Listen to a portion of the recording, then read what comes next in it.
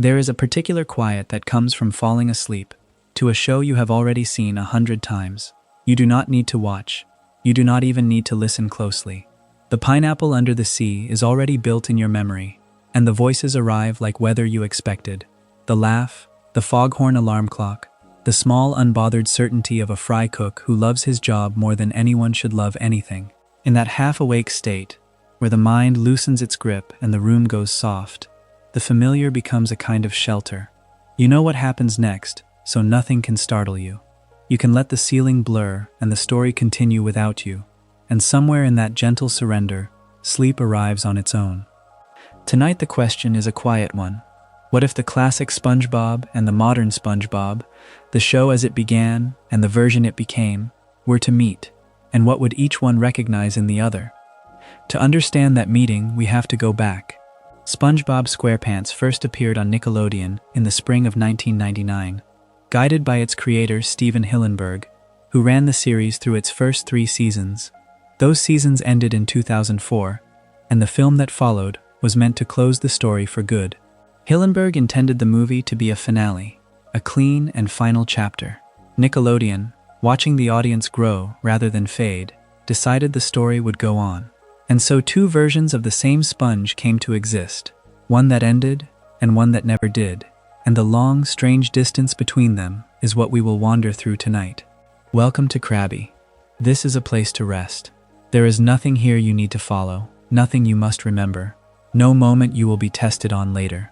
Find whatever position lets your shoulders drop. Turn the lights low, let the screen dim, and let the sound of a familiar world carry you the rest of the way down. There is a line that runs through the middle of this show, and almost no one who watches it casually can point to exactly where it falls. It is not marked in the episodes themselves. There is no announcement, no title card, no character who turns to the camera and says the era is over. And yet the line is real, and once you learn where it sits, you cannot unlearn it. Everything the rest of this video will argue depends on drawing that line clearly, calmly, before we go anywhere else. So begin with the simplest version of the story, the one you can hold in your mind as you drift. SpongeBob SquarePants arrived on Nickelodeon on the 1st of May, 1999. That date matters less for its own sake than for the man standing behind it. The series was created by Stephen Hillenburg, and for the first 3 seasons, Hillenburg did not merely create it and step aside. He ran it. He was the showrunner, which is to say the person whose taste, whose sense of what was funny and what was too much, whose instinct for the exact texture of this underwater town governed every decision that reached the screen. Think about what that means for a moment. For 3 seasons, one sensibility sat at the center of the whole thing, and the version you remember from those years is, in a very direct way, the shape of one person paying attention. Season 3 aired its final episode on the 11th of October, 2004. Hold that date, because it is the eastern edge of the first country. Everything before it was made under Hillenburg's hand as showrunner, and what came immediately after was not, at first, meant to be more episodes at all. It was meant to be an ending. In November of 2004, after production had wrapped on Season 3, the SpongeBob SquarePants movie was released in theaters. We tend to file that movie now as one entry among many, a big screen outing in a franchise that kept going for decades. But that is not how it was conceived. Hillenburg originally intended the 2004 movie to serve as the finale. The whole series was to end there, after 3 seasons, with the film as its closing statement. He had, in effect, planned the shape of the entire thing to be small and complete. A beginning, a middle, and a door closing on the big screen. Consider how unusual that is. A creator at the height of a show's popularity, choosing to end it rather than let it run. That choice did not survive contact with its success. Nickelodeon chose to continue the series past the movie because it remained enormously popular, and that popularity overrode the plan to stop. This is the hinge on which the entire history turns, and it is worth sitting with slowly. The person who made the show wanted it to end. The network that owned the show wanted it to continue, and the network's wish is the one that came true. What you are watching in every season after the movie exists because a business decision overruled an artistic one. That is not said with bitterness. It is simply the fact underneath the line. When Nickelodeon decided the series would go on, Hillenburg did not go on with it in the same way. He resigned as showrunner after that film reached theaters. The daily authorship, the seat at the center, passed to Paul Tibbitt, who took over as showrunner beginning with Season 4. So picture the handover plainly. One era ends with a man who wanted to close the door. The next era begins with a different man holding the keys, running the rooms, making the 1,000 small calls that Hillenburg used to make. The show did not stop, but the sensibility governing it changed hands, and that is a different thing from the show simply aging. The gap between the two eras is narrower in time than you might guess. Season 4 premiered on the 6th of May, 2005. That is roughly 7 months after the Season 3 finale, and about 6 months after the movie reached theaters. So the series that was meant to be over was back inside of a year, under new day-to-day leadership, with the same characters and the same town and a different hand steering. There was no long silence, no decade in the vault, no reboot announced with fanfare. The machine barely paused. It exhaled, changed drivers, and kept moving. And because it kept moving so smoothly, most viewers never felt the seam at all.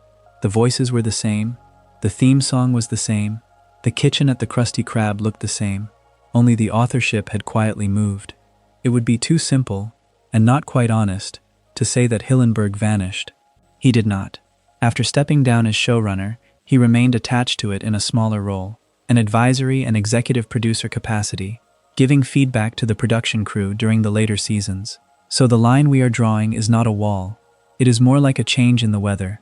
His influence did not disappear from the building. It simply stopped being the thing that ran the building. There is a real difference between the person who decides and the person who is consulted, and the whole argument of what follows lives inside that difference. A note offered from the side is not the same as a hand on every frame.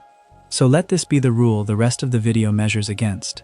On one side of the line stand Seasons 1 through 3, made while Hillenburg was showrunner, conceived as a complete work that was meant to end at the movie. On the other side stands everything from Season 4 onward, made after he resigned the seat, made because a network chose continuation over conclusion, made under new day-to-day leadership, with the creator watching from a quieter chair. That is the actual dividing line. Not a decline in quality that you feel vaguely and cannot date. Not a single bad episode that broke the spell. A specific structural change, with specific dates attached, that reorganized who was responsible for the show you were watching. And I will offer one opinion here, clearly as opinion, before we move on, because the rest of this will read differently if you hold it. When people say the later show feels different, they are usually reaching for something they cannot name, and they tend to blame time. Shows get old, they say. Writers run out of ideas. That may be partly true, but the facts point at something more precise and, in a way, more interesting. The difference is not only that it got older, it is that the show, at a dateable moment, stopped being run by the person who imagined it and kept running anyway because it was too profitable to stop. Those are not the same explanation. One is about entropy, the other is about a decision. And the whole reason we are drawing this line so carefully, so early, is so that every later chapter can ask the honest question rather than the lazy one. Not simply, is this episode worse? But rather, which side of the line was it made on, and by whom, and under what pressure? Keep the geography in mind as you rest. 3 seasons under the creator, meant to end at a movie. A network that said no, keep going. A new showrunner from Season 4 forward, and the creator moved to the edge of the frame, still present, no longer in charge. That is the map. Everything else we look at, every scene we hold up to the light, will be placed somewhere on it. And the placement, more than the joke, more than the animation, more than the memory you carry of watching it as a child, is what will tell us what we are actually looking at. Season 1 of SpongeBob SquarePants, produced across 1999 and into the year 2000, was made the old way. Painters worked on physical cells, sheets of clear acetate onto which the color was laid by hand, one at a time, frame after frame. Picture that as a physical fact of labor. Every wobble in the pineapple, every soft edge on Bikini Bottom, existed first as paint on a transparent sheet that a person had touched. When people speak of the warmth of early SpongeBob, they are, without always knowing it, describing a chemical and manual process. The look was not a style choice layered on top of the drawing. The look was the drawing. That process did not last. Beginning with Season 2, the production abandoned hand-painted cells for something called digital ink and paint. The artwork was still drawn by hand, but instead of being transferred to acetate and painted by a painter, it was scanned into a computer and colored there. To a viewer at home, the difference is quiet, almost subliminal. The color sits a little cleaner, the edges hold a little more precisely. But the older craft, the physical cell with its faint imperfections, was already gone by the second year, and it would not come back. This is the first of several moments where the show you remember and the one you are half watching now begin to physically diverge, not in writing, but in surface. It helps to understand where all of this actually happened, because it happened in two places at once, on two sides of the world. The storyboarding and the final editing were done at the Nickelodeon animation studio in Burbank, California. But the hand animation itself, the digital coloring of those cells, and the painting of the backgrounds, all of that was done far away, at a studio called Rough Draft Korea in Seoul. So the object you think of as a single continuous thing, an episode of SpongeBob, was in truth a relay. An idea drawn in California, animated and colored and painted in Korea, then returned to California to be assembled. The distinctive softness of Bikini Bottom, those hand-painted undersea backgrounds, was the work of painters in Seoul, and this arrangement held steady, while the tools around it slowly changed underneath everyone. The next change was quieter still, and it happened in the middle of a single episode, partway through producing the Season 5 episode called Pest of the West. In 2008, the crew stopped drawing on paper and began drawing directly onto Wacom Cintiq tablets, screens you can draw on with a stylus, as if the glass were a page. By some accounts from people who worked on it at the time, the switch happened mid-episode. Sit with that for a moment. Somewhere inside one 20-something minute episode, if you knew exactly what to look for, the very substrate of the drawing changes. The first half was begun on paper, the rest was begun on glass. It is one of the strangest seams in the whole run of the series, hidden in plain sight. What the tablet gave the artists was the ability to draw directly on a computer screen and to undo a mistake instantly, to revise a line that had gone wrong without starting the sheet over. Physical cell and paper animation never allowed that. A wrong line on paper was a wrong line you lived with, or a page you discarded and redrew from nothing. And so you might expect the crew to have welcomed the change without reservation. Some did not. Some of the veterans, the people who had drawn on paper for years, initially preferred the old method. That resistance is worth respecting rather than dismissing. They were not being sentimental for its own sake. They understood something about the relationship between the hand, the paper, and the finished line, and they were not certain the new tool preserved it. For all of these changes, one thing had been constant since the very beginning, and it is a detail most viewers never learn. The show didn't rely on Toon Boom software from the very beginning. That program came later, adopted around Season 5, closer to 2008, once the crew had already gone fully digital. The storyboards, the blueprints of every episode, started out as pencil sketches on paper, and it was only years into the show's run that the crew moved to digital storyboarding, using a Toon Boom program called Storyboard Pro, which itself did not even exist until 2007. So the idea that Toon Boom is a modern intrusion is simply wrong. It was there in Season 1, underneath the cells, organizing the drawings before they were ever painted by hand. What changed much later was how much of the final work the software touched. That deeper change arrived at Season 9. Beginning after the episode, SpongeBob You're Fired, the production adopted Toon Boom Harmony as the software for the final animated artwork itself. This replaced the older pipeline, the one used from Season 2 all the way through most of Season 9, ending with the episode SpongeBob You're Fired, in which artwork was drawn by hand and then colored digitally. Now the animation itself lived inside the software. If you have ever felt that late SpongeBob looks slicker, more evenly weighted, its lines more uniform, this is a large part of the technical reason. The drawing and the coloring and the movement were no longer separate stages joined together. They were one digital object from early on. Season 9 carried another break with the past, and this one you can see without knowing anything about pipelines, starting with the episode Extreme Spots, which aired on the 21st of July 2012. SpongeBob was produced and broadcast for the first time in high-definition widescreen, the tall, wide 16:9 frame at 1080 resolution. From 1999 until then, SpongeBob had lived inside the older, squarer 4:3 television frame, so the shape of the picture itself, the literal borders of Bikini Bottom, widened. A show built for one aspect ratio became a show built for another. Everything after that point was composed for a different rectangle than everything before it. There is one more transformation, and it is the strangest of all, because for a single special, the show stopped being a two-dimensional cartoon at all.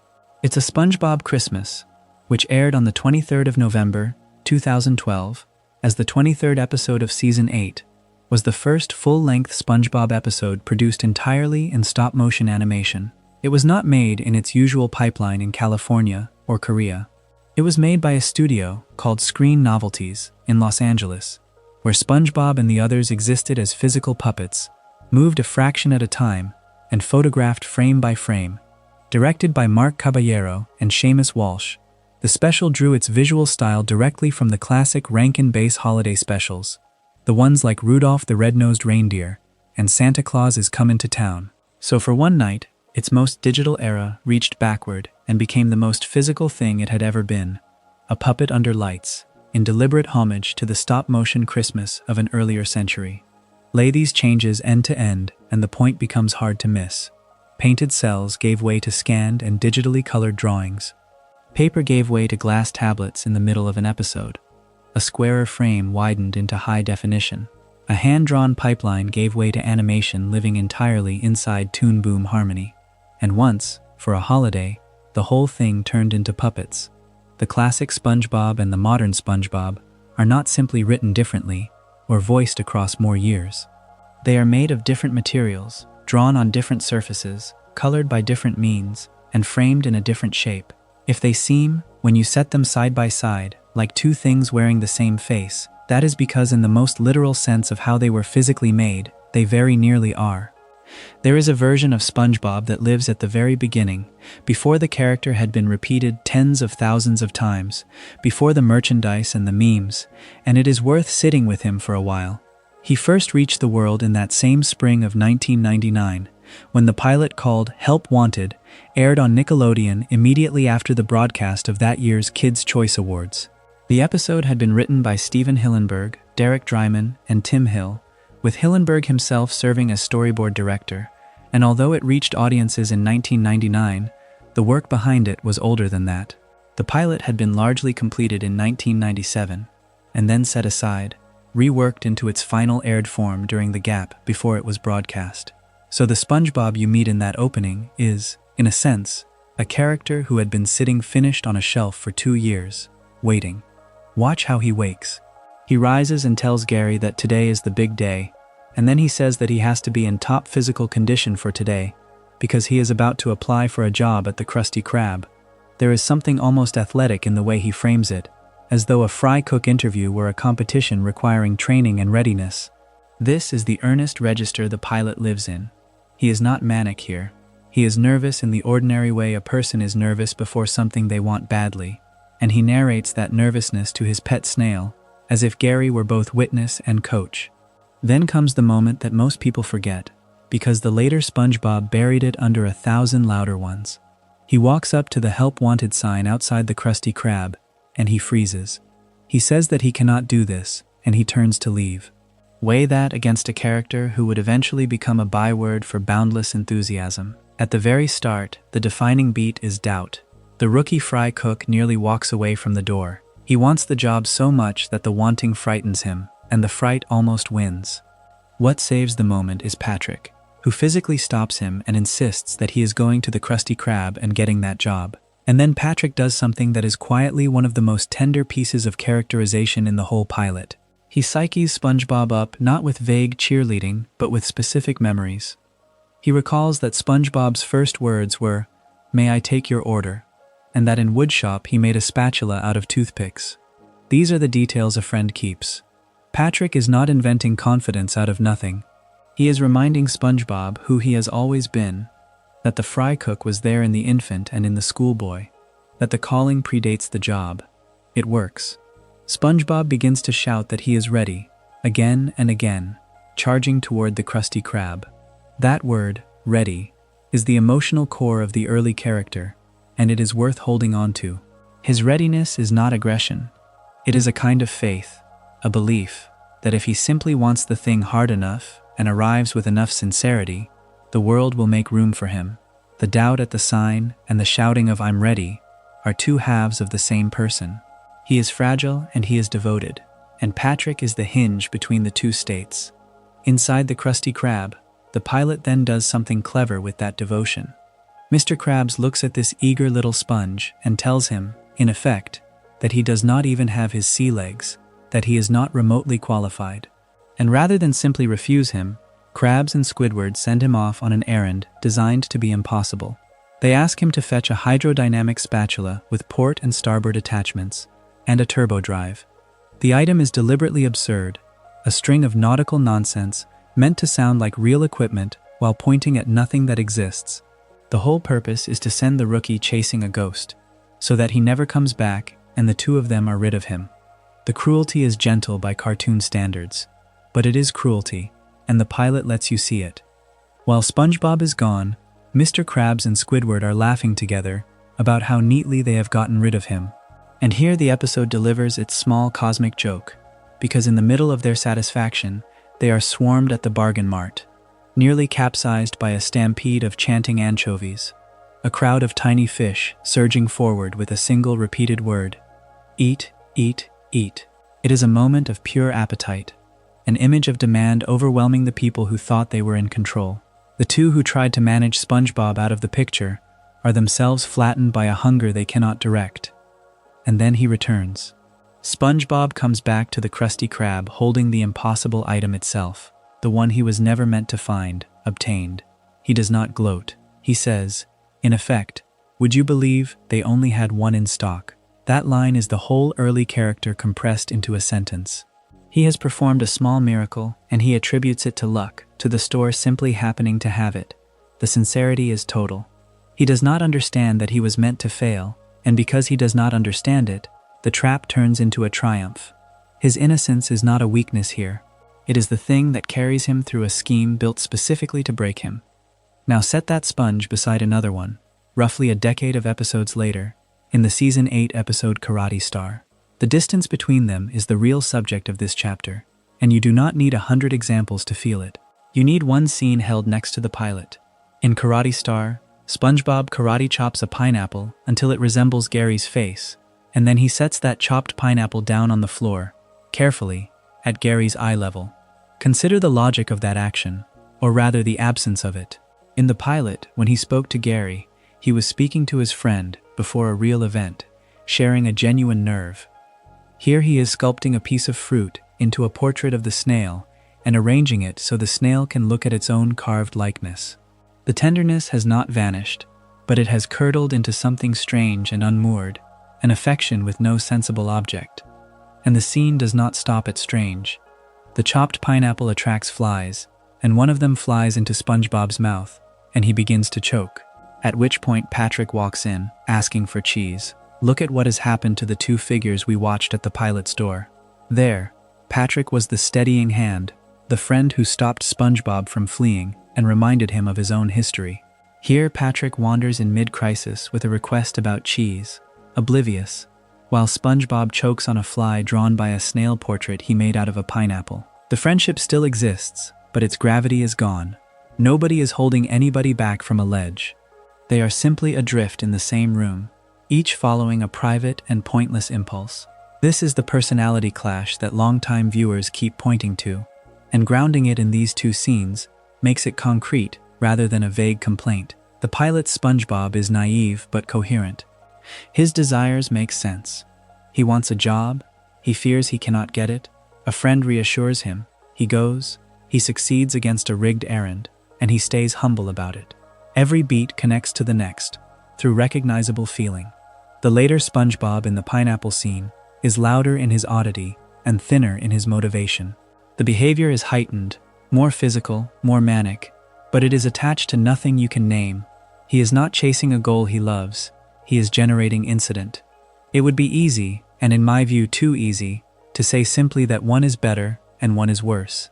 What the side-by-side actually shows is a shift in what the character is for.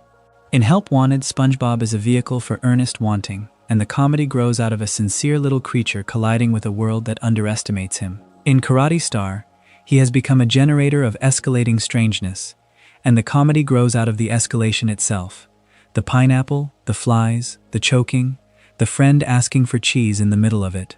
The same voice, the same laugh, the same devotion to Gary, and yet the emotional wiring underneath has been rerouted. Hold both of them in mind as you drift. The sponge at the help wanted sign, frozen, saying he cannot do this, and then charging forward shouting that he is ready. And the sponge on the floor beside a carved pineapple, choking on a fly while Patrick asks for cheese.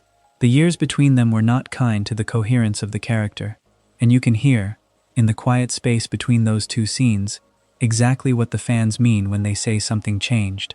There is a version of Squidward that belongs to the early seasons, and there is a version that belongs to the later ones. And the strange thing is that both are recognizably the same character. The costume does not change, the voice does not change. What changes is the kind of world the writers are willing to drop him into, and what they are willing to do to him once he is there. To see the gap clearly, it helps to sit with 2 episodes from opposite ends of that history, and watch how each one treats the same wounded, self-serious man. One is from Season 2, one is from Season 7. Placed side by side, they almost feel like arguments about what this show is for. Begin with the earlier one, Artist Unknown. Squidward teaches an art class at the Adult Learning Center, and the premise is built entirely on a small, human humiliation. A whole crowd arrives, and for a moment he has the audience he has always believed he deserves, and then, one by one, they leave. Because what they actually wanted was the cooking class next door. He is left with a single student, and that student is SpongeBob. Consider the cruelty of that, for a character defined by his hunger to be recognized. The universe does not strike him down with anything grand. It simply reveals that the people were never there for him in the first place.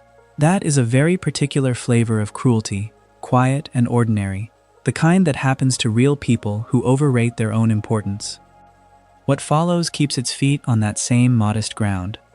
Squidward draws a deliberately poor circle on the chalkboard, a bad circle on purpose, something for his student to fail to copy, because part of his pleasure is the expectation that SpongeBob will be worse than him.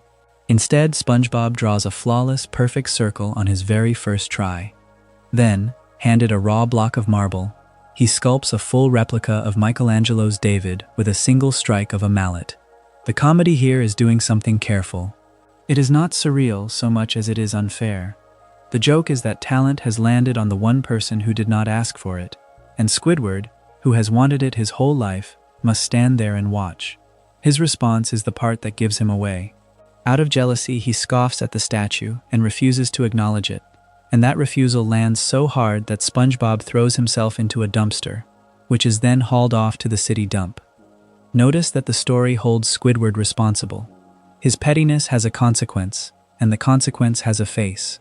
This is the classic Squidward, the dry and sympathetic misanthrope, a man whose bitterness is real and earned and, crucially, understood by the writing.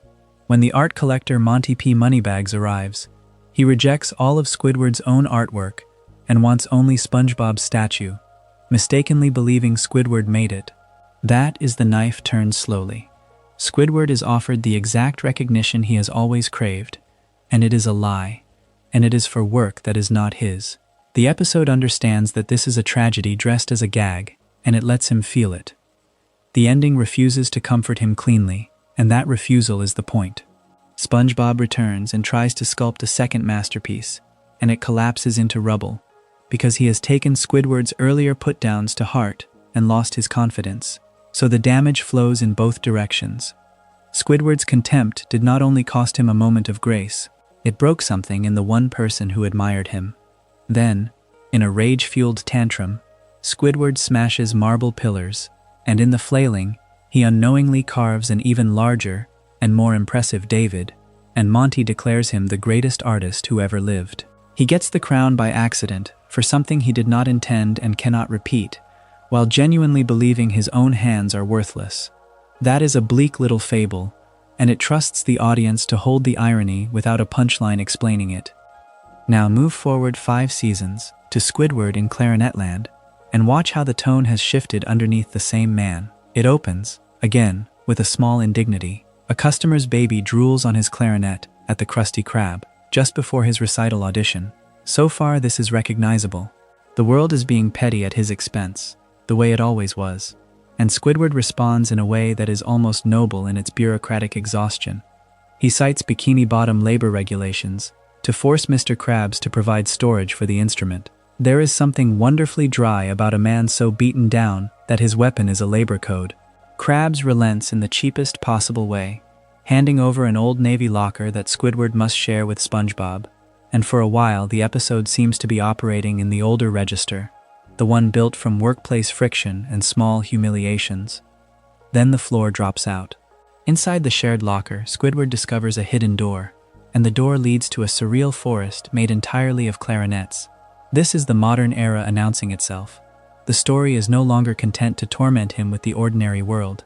It builds him a whole impossible one, a landscape with its own dream logic, and it sends him wandering into it. A giant eagle-like guardian called the Keeper lectures him about respecting clarinets, and after judging that he has not really learned the lesson, it swallows him whole. Consider how different that is from the marble and the dumpster. In Artist Unknown, Squidward is punished by consequences he set in motion. Here he is punished by the metaphysics of the episode itself, by a cosmic bird that exists only to test and devour him. The tonal gap between these two is not a matter of one being better acted or better drawn. It is a difference in what the misery is made of. Early Squidward suffers because of who he is. His jealousy, his snobbery, his fragile need to be seen, these produce outcomes that make sense inside a recognizable world, and the humor comes from watching a flawed person collide with the ordinary consequences of his flaws. Later, Squidward suffers because the episode has decided he should, and it reaches for the surreal to make the suffering large. The clarinet forest and the Keeper are not consequences of anything Squidward did wrong in a moral sense. They are set dressing for an ordeal. The put-down that wrecks SpongeBob's confidence in the art class is cause and effect. Being swallowed whole by a judgmental eagle is closer to weather, something that happens to him rather than something he brings about. That is why these two versions would clash if they ever met. The Season 2 Squidward is a man who believes, wrongly but touchingly, that the world owes him recognition, and the series around him treats that belief with a kind of solemn irony, letting his defeats mean something.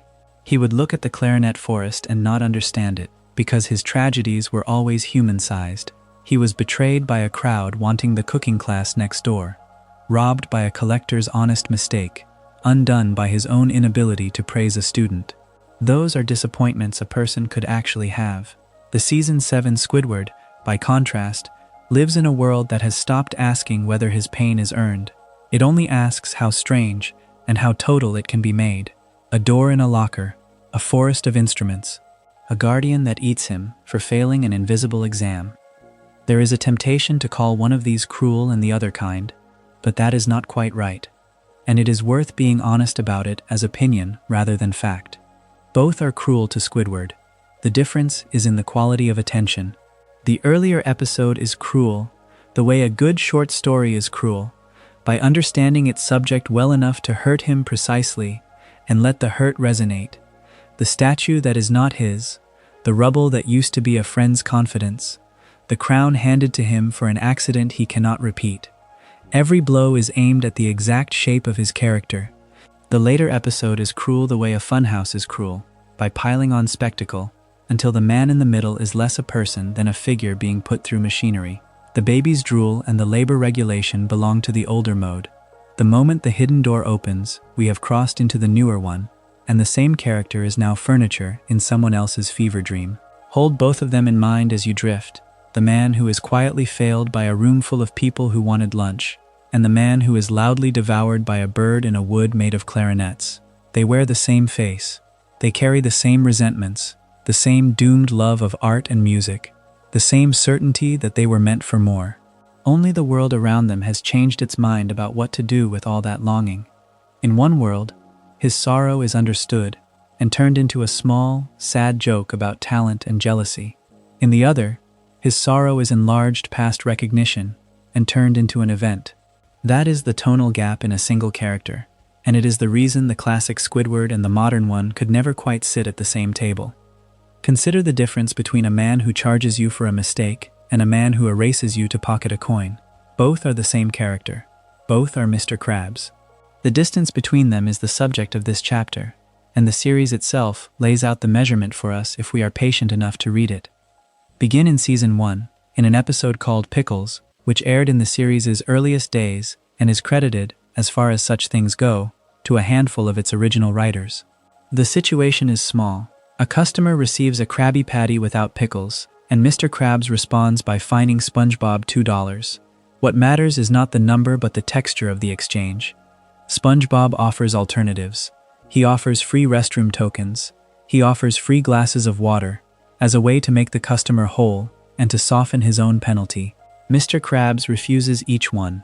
The money, he says, is coming out of SpongeBob's paycheck. Sit with the shape of that. The greed here is bounded. It is petty, it is unpleasant, but it operates inside the ordinary logic of a business owner who does not want to eat a loss. A mistake was made, and someone must pay for it, and Mr. Krabs has decided the someone is his fry cook. There is even a kind of restraint in it. He wants his $2. He does not want SpongeBob gone. The same episode gives us the clearest confession the character ever makes about his own priorities, and it arrives almost by accident. Later, when SpongeBob has been rattled into uselessness and can no longer work the grill, Mr. Krabs tries to coach him back into confidence. He tells him, in effect, that all they need to do is get his confidence back so he can make him more money. Then, he catches himself. Patties, he adds, correcting the slip a half-second too late. The mask slips and is pulled back into place in the same breath. For one syllable, the true accounting shows through, and the episode lets us see that Mr. Krabs knows exactly what he is, even as he pretends otherwise.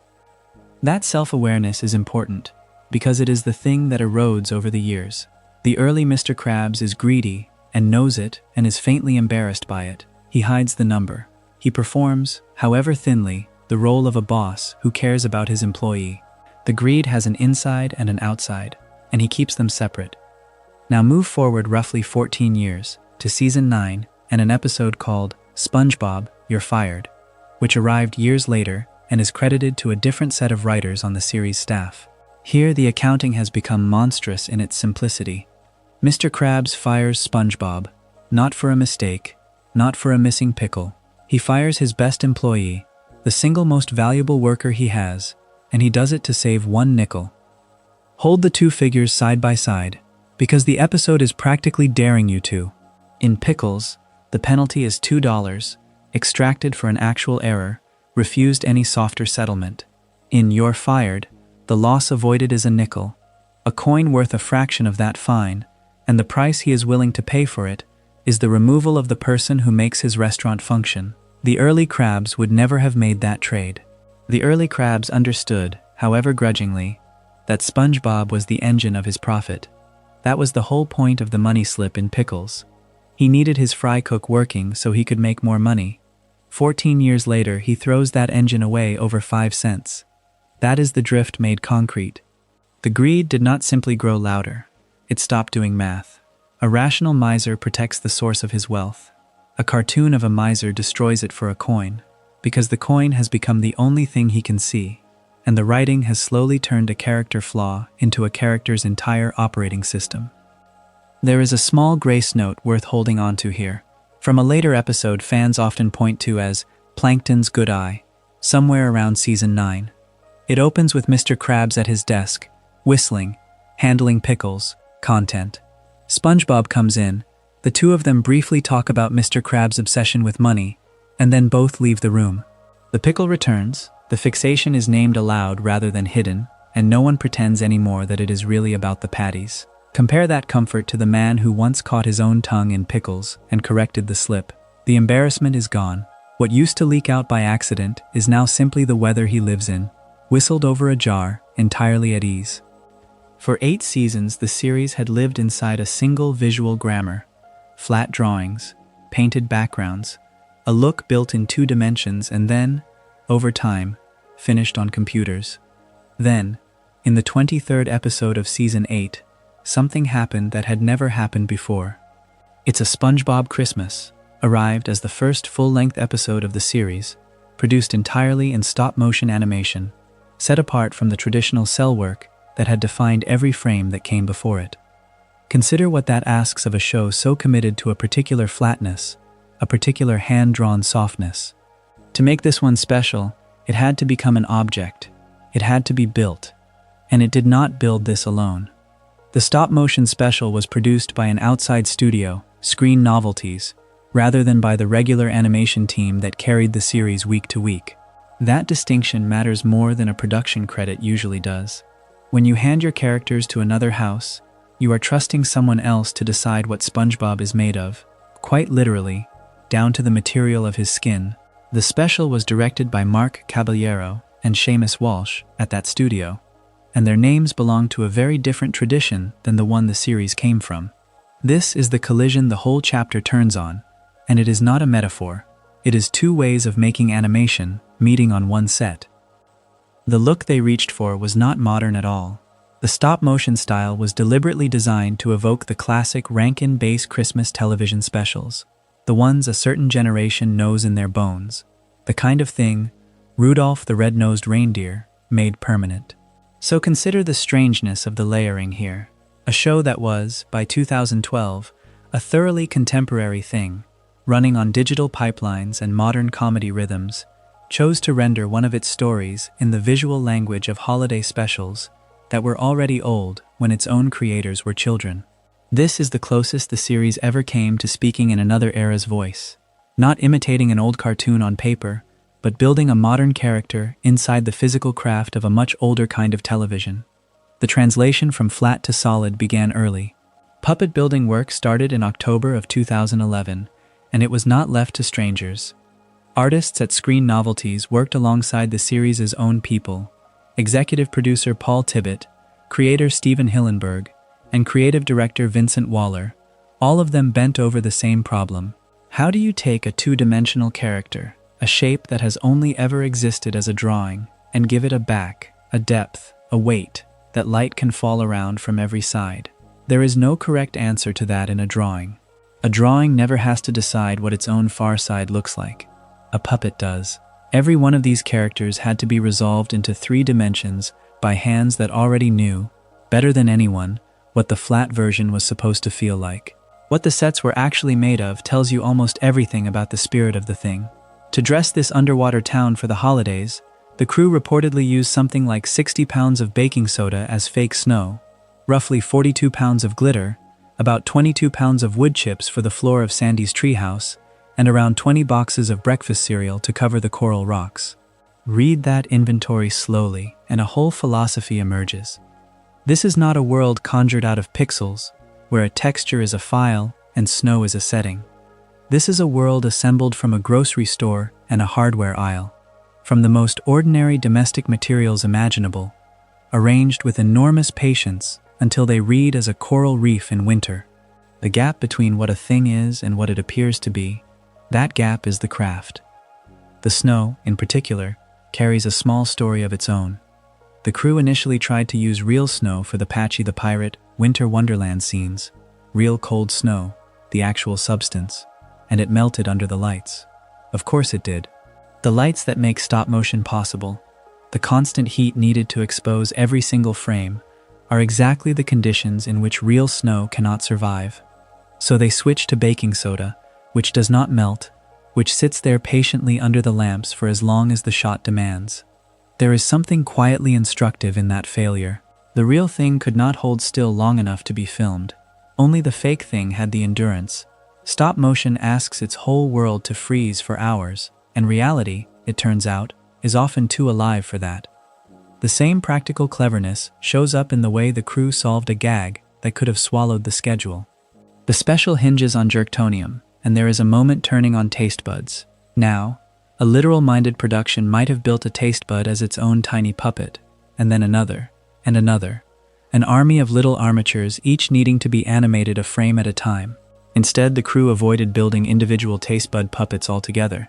They rigged a single large practical tongue prop with flappy strings on its underside, and they operated the whole thing as a puppeteer shot, a live manipulation rather than a frame-by-frame crawl. That is the difference between engineering a problem and outsmarting it. One tongue, some strings, a pair of hands moving in real time. The effect reads as many, but the labor was made merciful by a good idea. We have an eyewitness to what this studio looked like from the inside. Tom Kenny, the voice of SpongeBob himself, visited Screen Novelties and saw the puppets built from repurposed materials up close. He saw hundreds of hot-glued cereal boxes, the very ones that became the Koral rocks, and he saw a Patrick Star puppet covered in a wool-like material. Hold that image for a moment, because it is a strange and tender one. The man who has been the voice inside SpongeBob for years, standing in a room, looking at his co-star Patrick rebuilt as a small woolly object, a thing you could pick up and turn over in your hands. For a voice actor, the character has always lived in the ear and the throat and the imagination. Here it was suddenly a physical body, textured, holdable, made of yarn and glue. That is what this special did to everyone who touched it. It made the cartoon into a thing in a room. The voices, though, were not all the familiar ones. By most accounts, John Goodman guest-starred as the voice of Santa Claus, and his casting fits the register the whole special is chasing. A warm, broad, unmistakably solid presence. Exactly the kind of voice you would want anchoring a holiday story, built in the mold of the old specials. Goodman does not sound like a novelty. He sounds like the genuine article, and the special wanted a real Santa at the center of its handmade snow.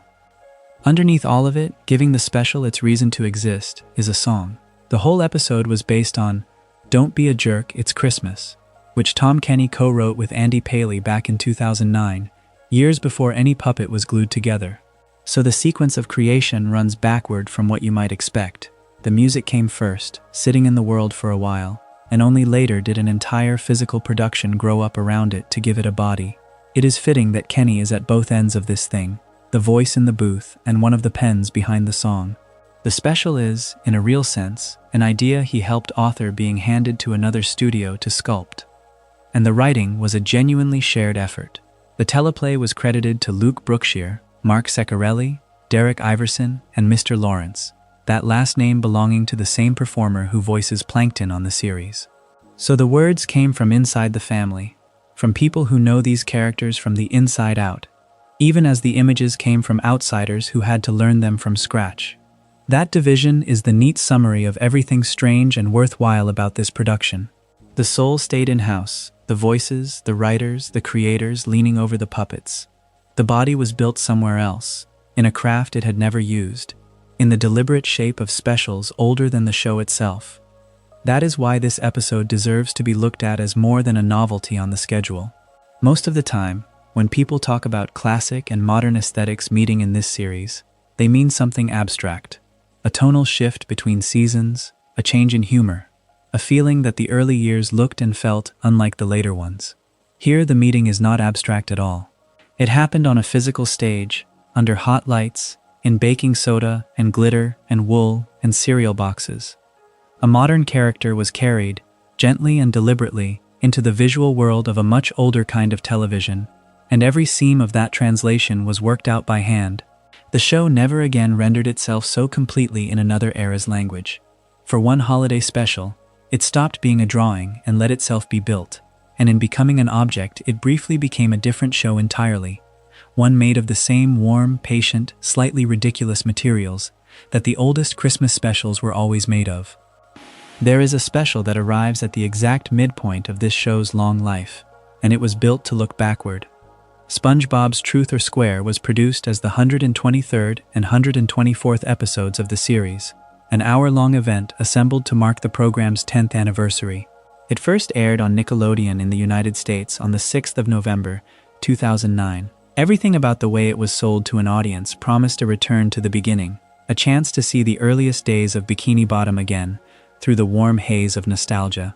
The marketing leaned on the language of flashback, of never-before-seen glimpses into the past, the vocabulary a franchise uses when it wants you to feel that it is opening a family album.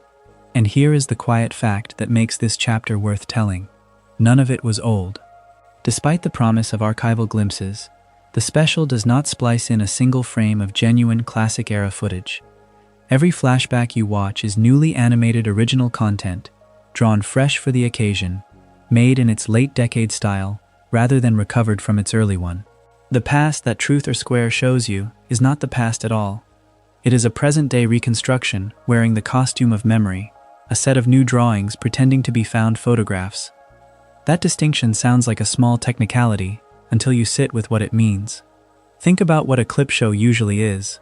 A sitcom reaches a certain age, the budget for a given week runs thin, and the writers stitch together a frame in which the characters sit around and remember, so that half the running time can be filled with footage that already exists. It is a genuine act of recycling. The old material is real old material. What the writers of this special did instead was to imitate that form without doing the thing the form exists to do. They described the approach as Seinfeld-esque, an intentional parody of the recycled flashback episodes common to sitcoms like Seinfeld and Friends. The joke is not that the series is looking back. The joke is that it is performing the ritual of looking back while silently building everything from scratch. So Truth or Square is a clip show with no clips. It is a retrospective that refuses to retrieve anything. And once you understand that, the framing story stops being a simple container and starts to look like a comment on the whole enterprise. The frame is this. During the Krusty Krabs anniversary celebration, an occasion the special names the 117th, SpongeBob, Patrick, Squidward, and Mr. Krabs are accidentally trapped inside the restaurant's freezer. 4 characters, sealed into the coldest room in the building, on the very day meant to honor how long the place has stood. There is something almost too neat about locking your cast inside a freezer for an anniversary. A freezer is where things are kept from changing. It is where you put what you want to preserve exactly as it was, unspoiled and unaltered, held at a temperature that stops time. The show places its heroes inside a machine built for preservation, and from there, it asks them to remember. They do not stay put.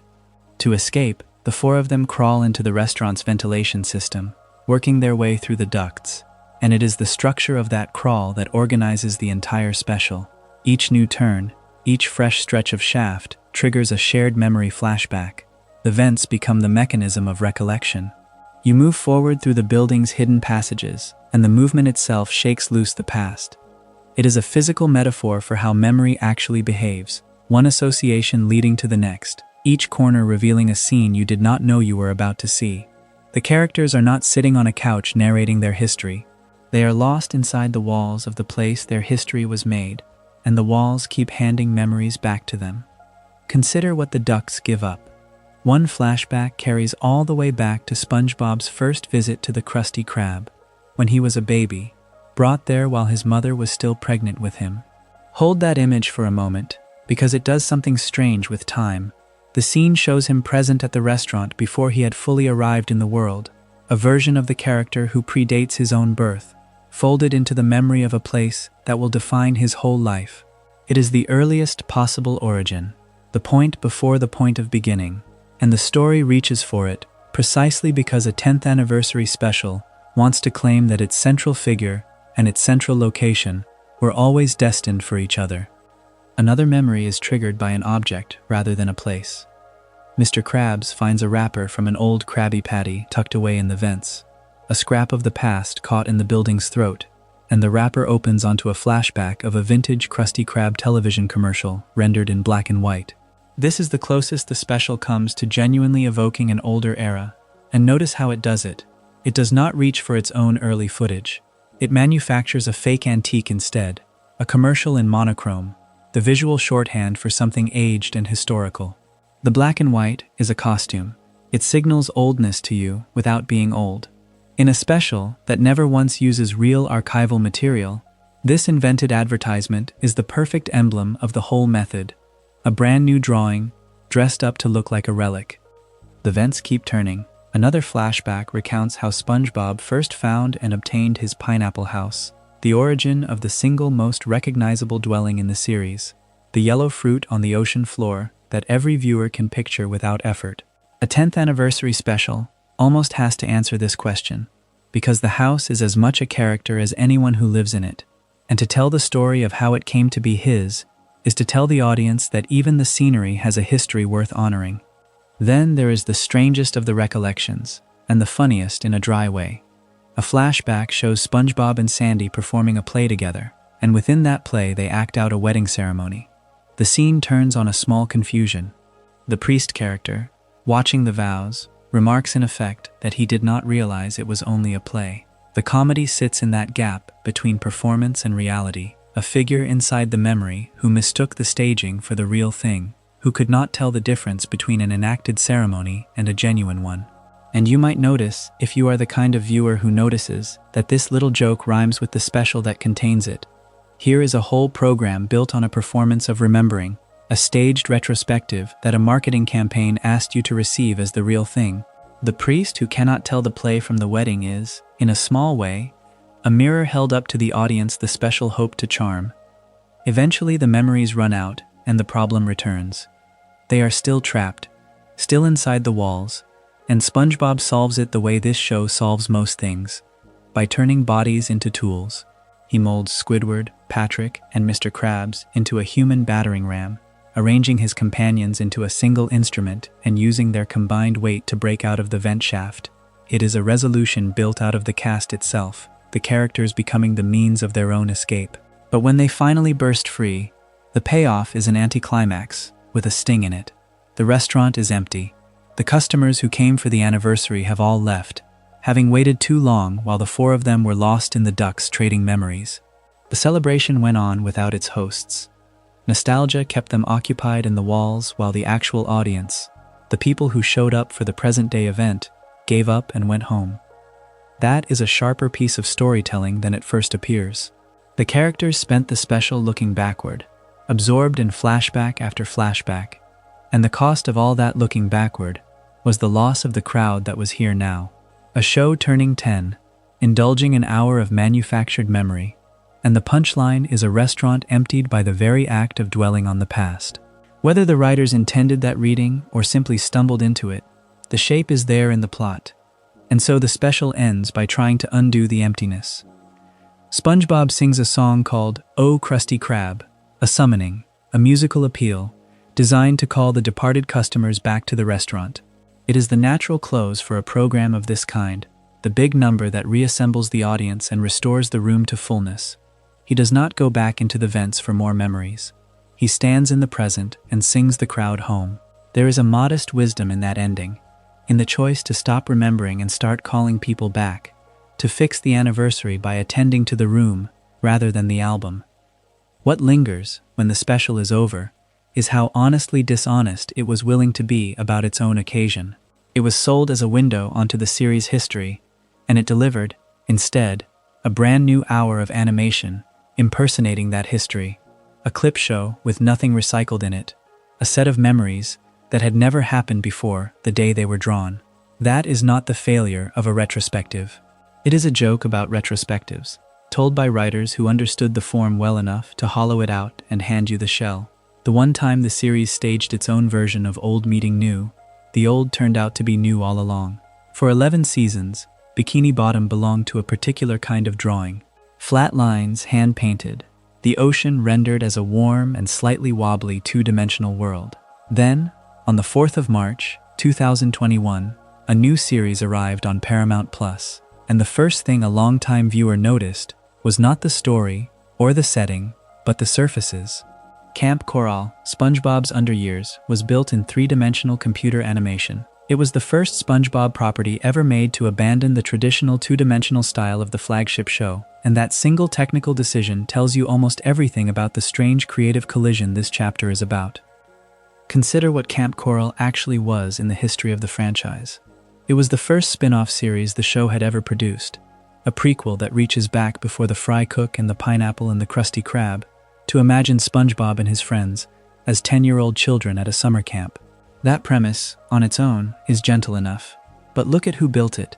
The series was developed by Luke Brookshire, Mark Ceccarelli, Andrew Goodman, Kaz, Mr. Lawrence, and Vincent Waller, based on the characters Stephen Hillenburg created. These were modern-era hands, writers and animators working years after the original run, reaching backward to reinterpret a cast that had been fixed in the public imagination since the late 90s. The classic characters were being handed to the people who came after, and asked to be reimagined as kids. Two eras of the same show, in effect forced into the same room, and the room was a summer camp. The three-dimensional format was not a small stylistic wrinkle. It was, for many people close to the series, a genuine source of unease. Tom Kenny, the voice of SpongeBob himself, described how the series creator and the cast were initially unsure about the move to computer graphics. He put the concern plainly: saying that SpongeBob is such a determinedly two-dimensional classic animated-looking show. Hear what that admission carries, coming from the man who has spoken as this character for decades. The flatness was not a limitation to him. It was part of the identity, part of the soul of the thing. And here was a new team proposing to lift the whole world off the page and into rendered space. What is interesting, and what makes Kamp Koral more than a simple case of a franchise being modernized against its own instincts, is how the producers responded to that worry. According to Kenny, they had to work to preserve the same squashy, stretchy, two-dimensional style of kinetic energy inside the new computer-generated format. That is a very specific ambition. They were not trying to make SpongeBob look like a slick, glossy, plastic three-dimensional cartoon. They were trying to smuggle the old flat energy, the rubbery way a character stretches and snaps and squashes, into a medium that does not naturally want to behave that way. The classic era set the terms even when the modern era held the tools.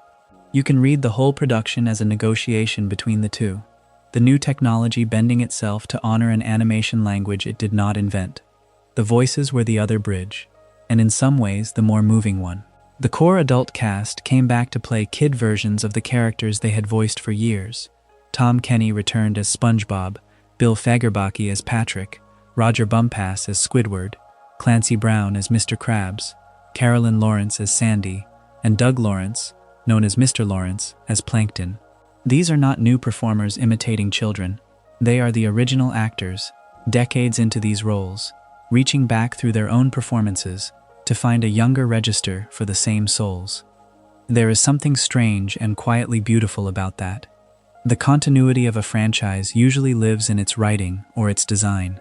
Here it lived in the throats of the people who had always spoken for these characters, now asked to speak for them, as they might have sounded before the version we know ever began. The camp itself is where the reinterpretation becomes concrete, and where you can watch the modern team rearrange the classic furniture. Mr. Krabs is no longer a restaurant owner. He is the director of the camp, the authority figure over the whole enterprise, which keeps his essential position, the one in charge, the one with a domain, while changing everything about the domain itself.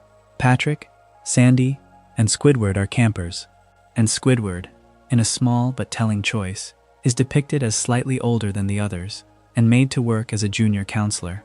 That fits him. The character who has always been the reluctant adult in a world of overgrown children is here given a rank, a badge of half authority, a position just senior enough to be resentful about. The reinterpretation understands who Squidward is well enough to know exactly where to place him on the camp's small ladder. The adults of the original world are folded in around the edges with the same care. Mrs. Puff, who in the flagship show endures SpongeBob's driving lessons, appears at the camp as its scoutmaster and activity teacher, still an instructor, still the one responsible for teaching him something he may not be ready to learn. Plankton and Karen, the eternal schemers of the chum bucket, work as the camp's chefs. Dwell on that for a moment. The character whose entire adult life is organized around stealing a single recipe is placed, as a child, in the kitchen. The modern writers took the classic obsession and planted its seed early, giving Plankton a childhood already shaped around food and its preparation. Whether they intended it as foreshadowing or simply as a neat joke, the effect is the same. The classic era's mythology is written back into the character's origins. The single detail that best captures the whole spirit of the reinterpretation comes from Roger Bumpass, and it concerns the sound of a voice rather than the look of a frame. Bumpass said he played the young Squidward with a cracking voice, deliberately, to suggest that the character is going through puberty. Think about the craft in that. Squidward has always been the series' portrait of thwarted dignity, and Bumpass found a way to locate that dignity at its most fragile point, the age when a voice betrays you mid-sentence, when control is exactly the thing you cannot have. By some accounts, his co-star Doug Lawrence heard this and jokingly gave the performance a name. He called it Emo Squidward. The joke is affectionate, but it also names something real. The modern team did not simply shrink the classic Squidward down to child size. They asked what the specific misery of this specific character would look like at 10 years old, and Bumpass answered with a cracking voice. That is the case Kamp Koral makes for itself, underneath the novelty of its computer-generated surfaces. It is a genuine instance of the two SpongeBob eras being pushed into a shared creative space and made to work together. The modern developers held the pen and the rendering software.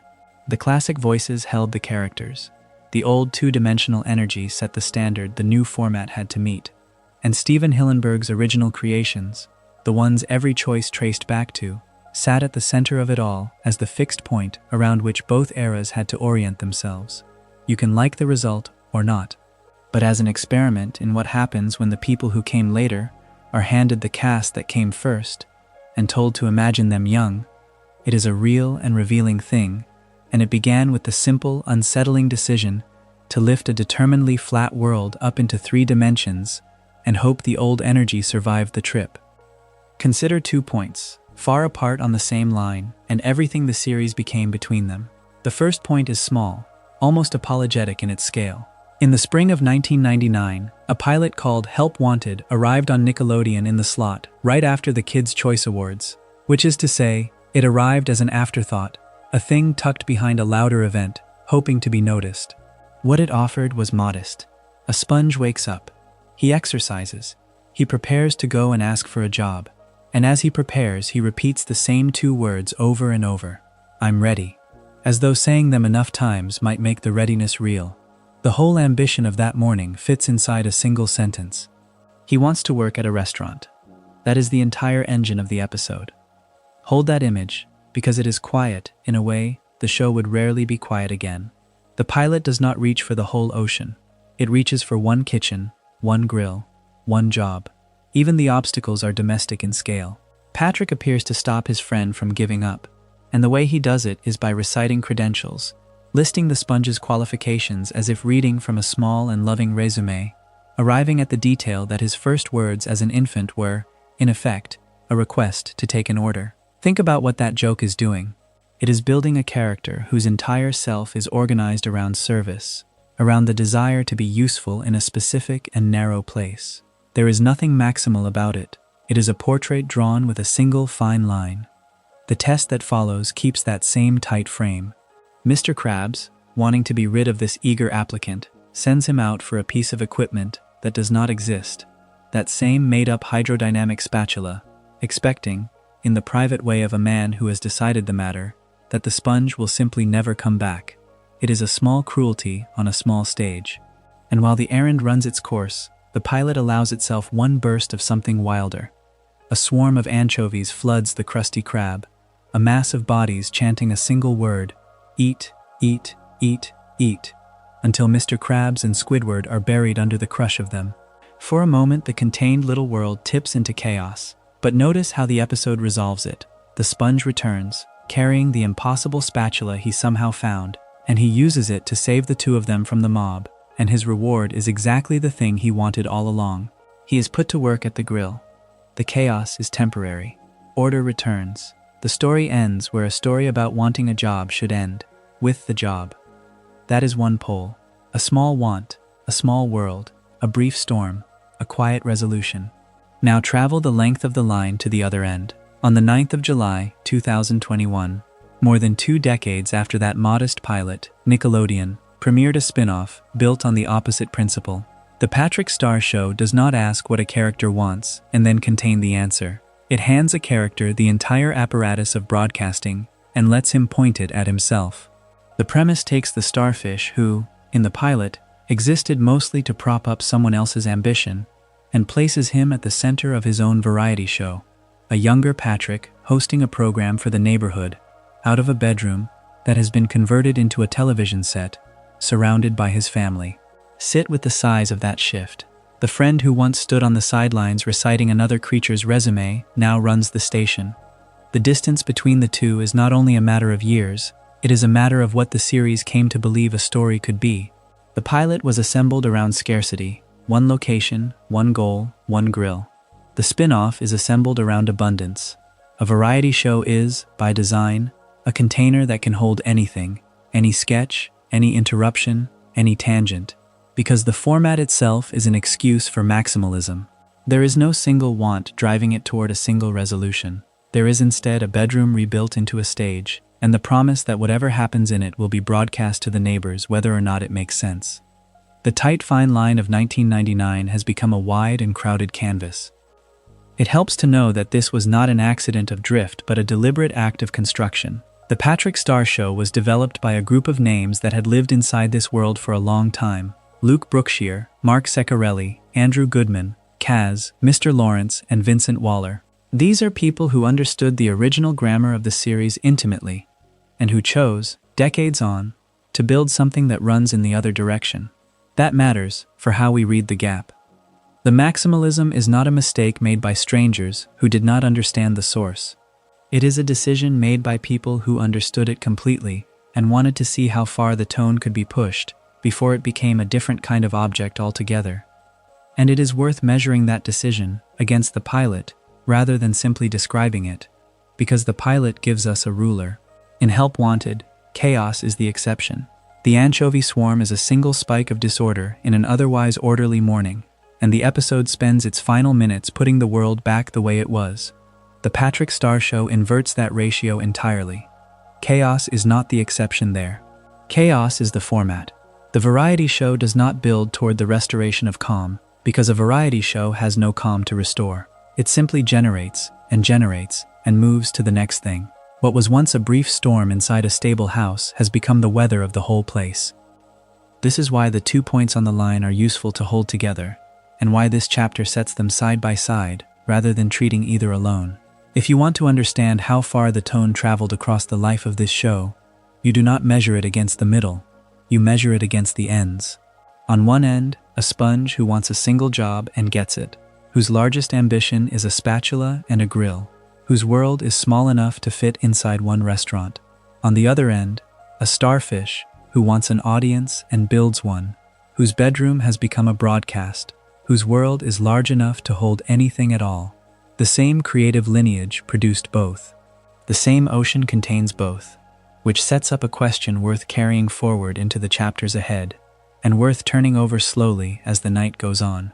If these two poles could somehow meet, the contained sponge of that 1999 morning and the maximal, self-broadcasting starfish of 2021, what would they make of each other? The sponge of the pilot is a creature of readiness and service, repeating that he is ready, waiting to be told what to do, defining himself by his usefulness in one small place. The starfish of the spin-off needs no permission and waits for no order. He has already built the stage and turned on the camera. One asks to take your order. The other has decided you will watch his show.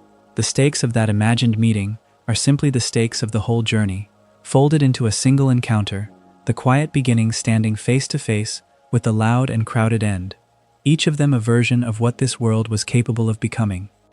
Consider what it means for a single show to be authored by a person who did not want it to continue. That contradiction sits underneath everything that SpongeBob SquarePants became after the year 2004, and to understand it, you have to go back to the pause.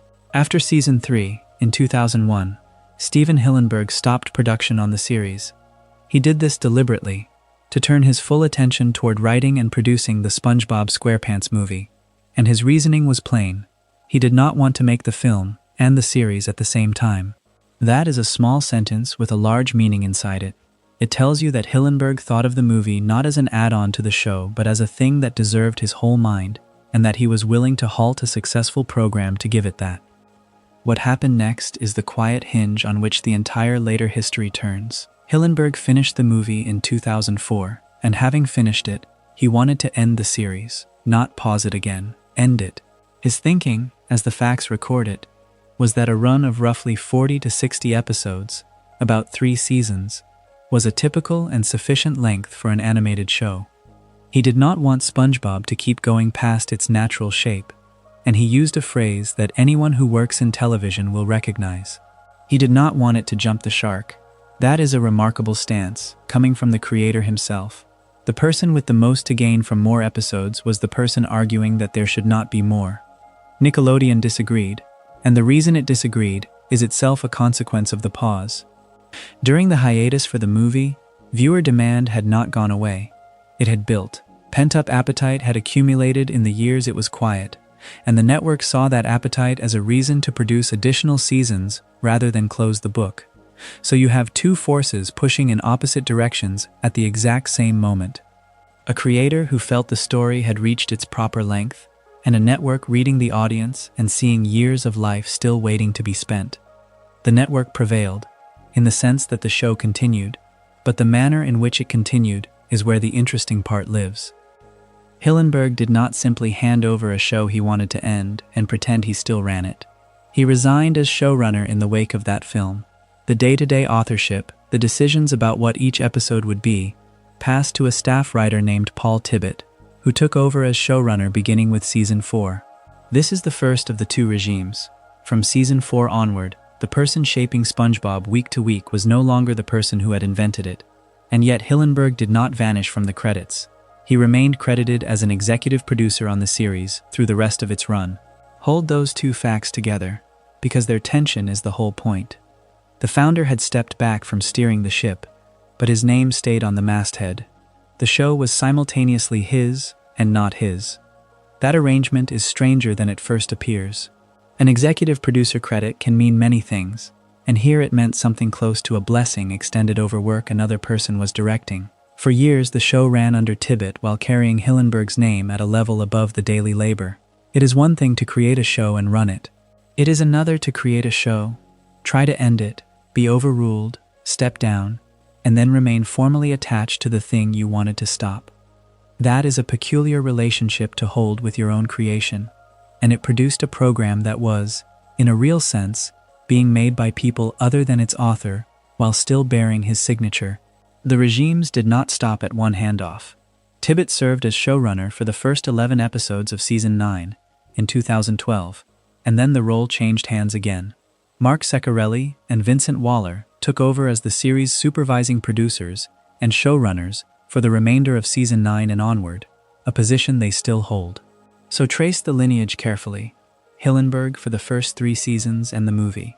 Tibbitt from Season 4 through most of Season 9. Ceccarelli and Waller from that point to the present. 3 distinct hands on the wheel, and only the first of them belonged to the man whose name the world attaches to the show. The SpongeBob of the later seasons is authored, in practice, by a team that inherited the world rather than dreamed it. And then, into that inherited world, the author came back. Hillenburg made his direct creative return to the franchise with the SpongeBob movie, Sponge Out of Water, released in 2015.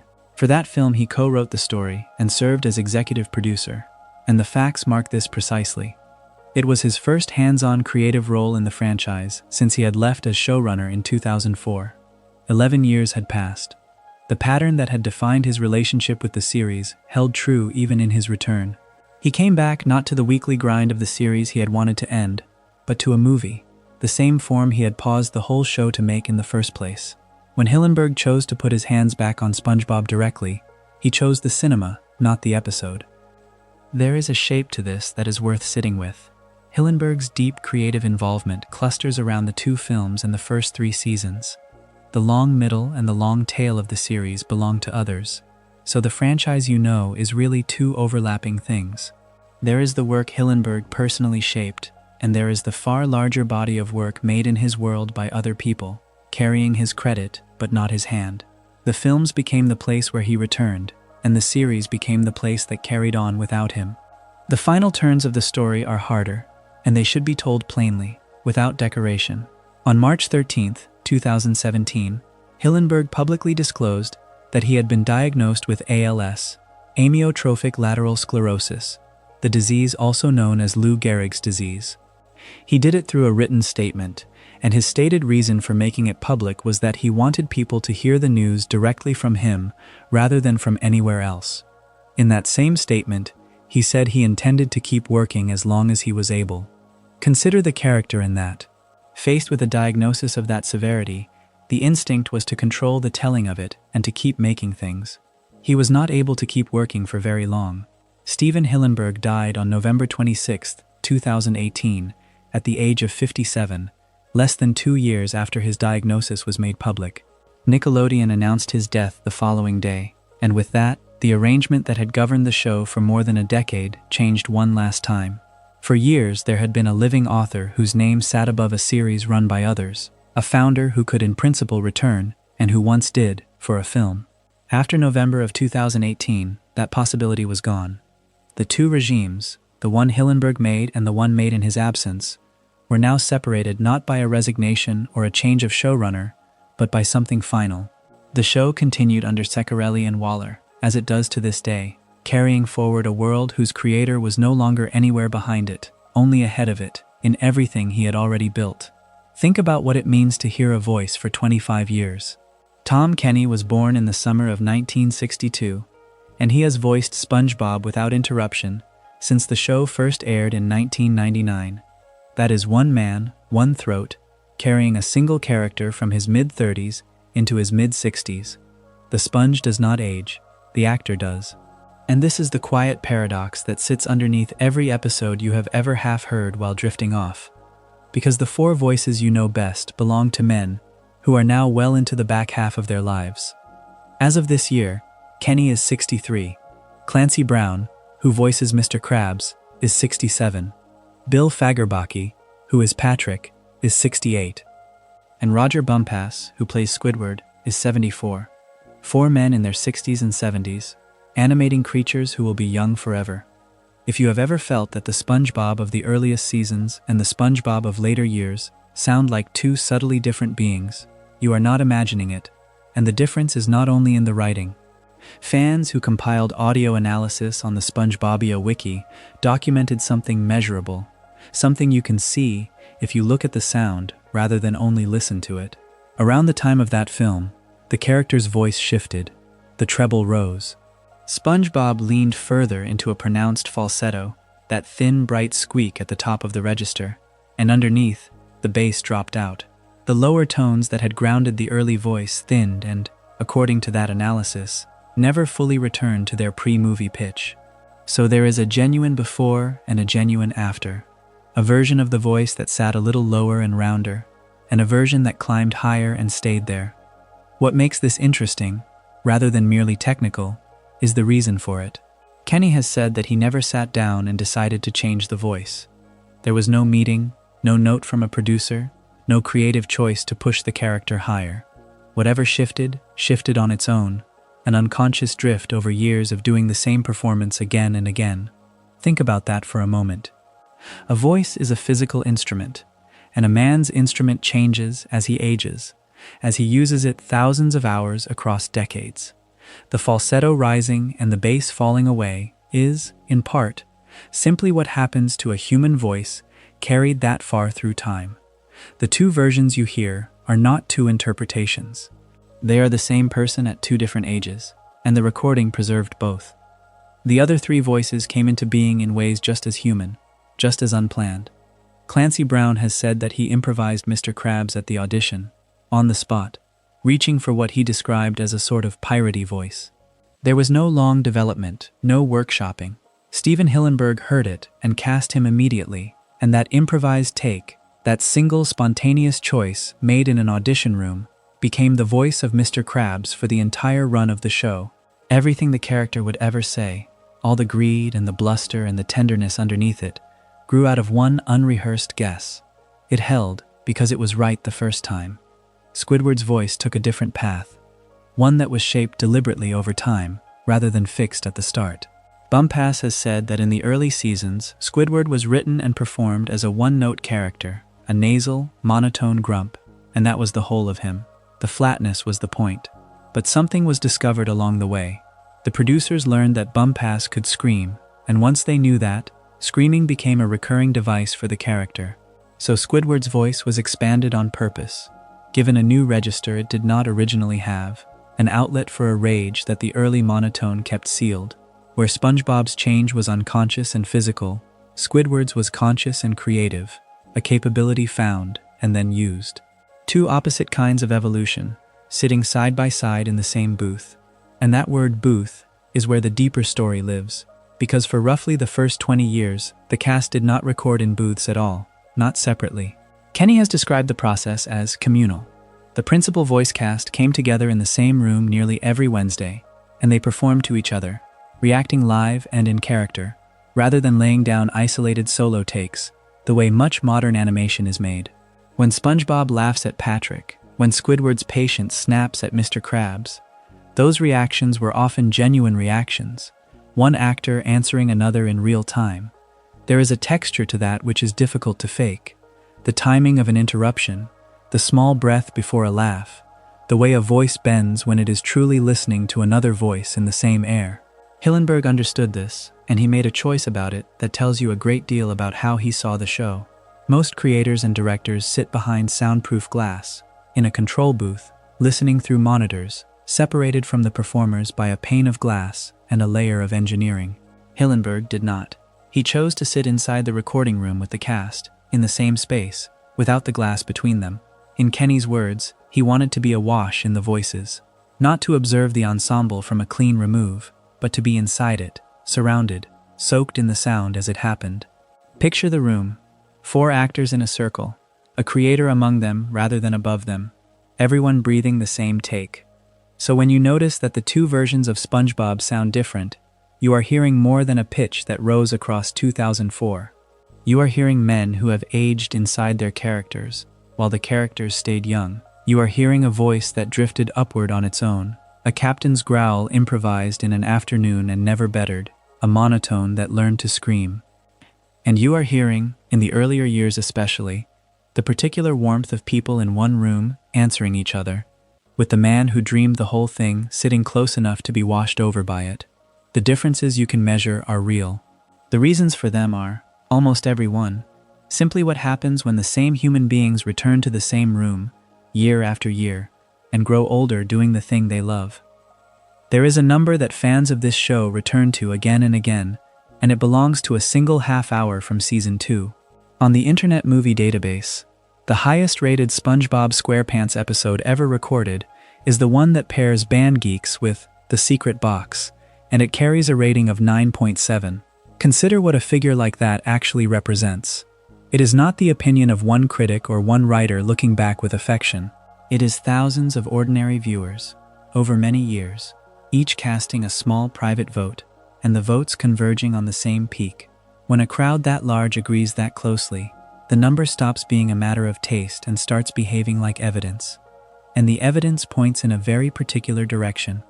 If you take the top 5 highest-rated episodes by that same ranking, every one of them comes from the show's first 3 seasons, the years between 1999 and 2004. Not 4 of the 5, all 5. Think about how unusual that is for a series that has run for decades and produced hundreds of episodes. The window in which the audience located its favorite work is narrow, and it closed early. Everything the show made afterward, and it made a great deal, sits somewhere below that early ceiling in the aggregate memory of the people who watched. The critics who reviewed the show at the start saw the same thing the crowd would later confirm. On Rotten Tomatoes, the first season holds a Tomatometer score of 100%, drawn from 14 professional reviews, and an audience score of 97% from more than 250 ratings. A perfect critical mark is a rare and slightly fragile thing, easy to dismiss as a small sample, and 14 reviews is a small sample. But set it beside the audience figure, and the picture steadies. The people who make their living judging television, and the people who simply turned it on, arrived at nearly the same verdict, and they did so independently. That kind of agreement is worth pausing on. To understand why the early work stands where it does, you have to look at who was steering it, and at the moment that steering changed. The creator, Stephen Hillenburg, stepped down as showrunner after the 3rd season, once production wrapped on the film that closed the era. The reason, as it has been reported, is telling. He reportedly wanted to end the series entirely, so that it would not, in his words, jump the shark. He saw a natural stopping point and wished to honor it. Nickelodeon saw something else. The network chose to continue, and it promoted a writer and storyboard artist named Paul Tibbitt to run the show beginning with Season 4. So the line that the aggregate scores draw, between the first 3 seasons and everything after, is not an accident of taste. It falls exactly where the founder let go of the wheel. This is the point where the story usually turns into a lament, and it is worth resisting that turn for a moment.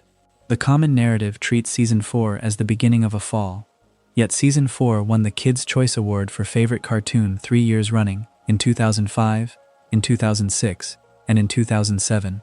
3 consecutive wins, voted by the very children the show was made for. Hold that fact next to the database rankings, and something interesting appears. The audience that grew up with the classic seasons and the audience that was young during the later ones are not describing the same show because they are not the same audience. One measures the work against a remembered peak, the other measured it against everything else on television at the time and handed it a trophy again and again. The critics who mark the decline point to a specific change in the comedy itself. The AV Club, as quoted by Screen Rant, characterized the post-movie episodes as leaning more into kid-friendly physical humor and gross-out moments that, in the end, did not appeal to anyone. Read that line carefully, because the phrasing is precise and a little sad. The complaint is not that the show became childish. It is that in reaching harder for the youngest viewers, it supposedly satisfied no one fully, neither the children it courted, nor the older fans it left behind. Whether you accept that reading is your own affair, but notice that it is a claim about a shift in method, in what the jokes were made of, and not simply a claim that the magic faded on its own. The wider argument has hardened into a genre of its own. Screen Rant published a piece under the heading of When the Show Turned Bad. A site called Dot and Line ran one titled, plainly, Why the First 3 Seasons of SpongeBob SquarePants Are the Only Good Ones. Both frame the same divide in the same terms. Seasons 1 through 3 are the classic era, the Hillenburg era, the good years. The post-movie seasons are the inferior ones. What matters here is not whether these writers are correct.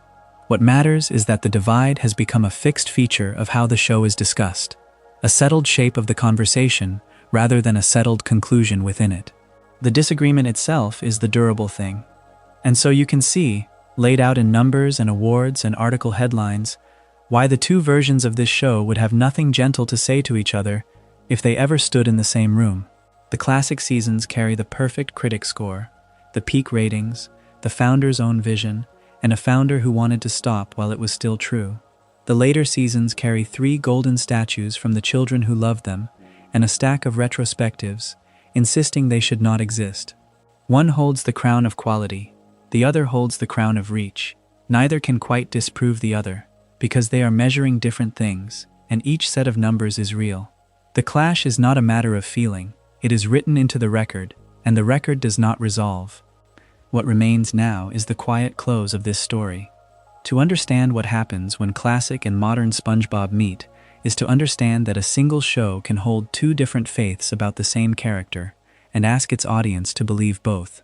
The early seasons trust the small moment, the pause before a reaction, the joke that breathes and lets the animation carry weight. The writing does not need to spell out. The later seasons trust momentum, elasticity, the face that can become anything, and the timing that never lets the frame rest. Neither one is a betrayal of the other, and this is the harder thing to sit with. They are the same town, the same pineapple, the same voice reaching for the same laugh across a distance of years, changed by every hand that touched it and every deadline that shaped it. Consider the character himself. Whether he moves slowly or spins through the air, whether the sea is quiet or loud, he is still the fry cook who wants to do his job well and love his friends without condition, and that want never once wavers. The style changes around him like weather, he remains. And so the 2 versions do not really argue. They stand together on the same sandy street at the edge of the same endless ocean, one of them still, one of them mid-motion, both of them smiling, and the water goes on behind them the way it always has, indifferent and blue and patient, holding the whole small town in place while the tide moves out. If you enjoyed this video essay, make sure to subscribe. Thanks for watching, and I will see you in the next.